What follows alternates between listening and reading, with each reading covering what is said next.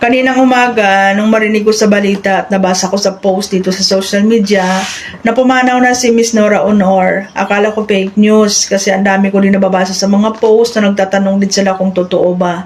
Pero kaninang hapon, nakita ko nagpa-press conference si Ian De Leon at doon ko po na-confirm at legit na pumanaw na nga ang isa sa mga hinahangaan natin at veteranang aktres sa mundo ng showbiz industry na si Miss Nora Honor sa edad na 71 years old. So hindi pa natin alam kung ano yung naging cause of death.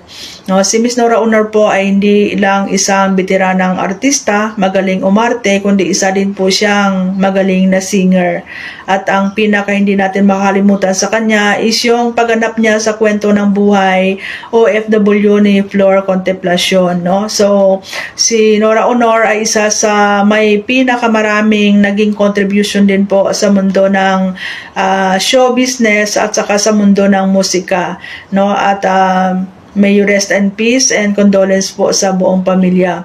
Masakit po yan sa pamilya nila ni Lotlot, ni Monsing, lalong-lalo na po kay Miss Janine Gutierrez na mawalan po ng lola both side. Lola niya si Pilita Corrales na kamamatay lang din po, no, sa father side na kay Ramon Christopher, at lola niya si Nora Honor sa mother side kay Lotlot De Leon. So, yun, nakikisimpatiya po kami sa buong pamilya at condolence po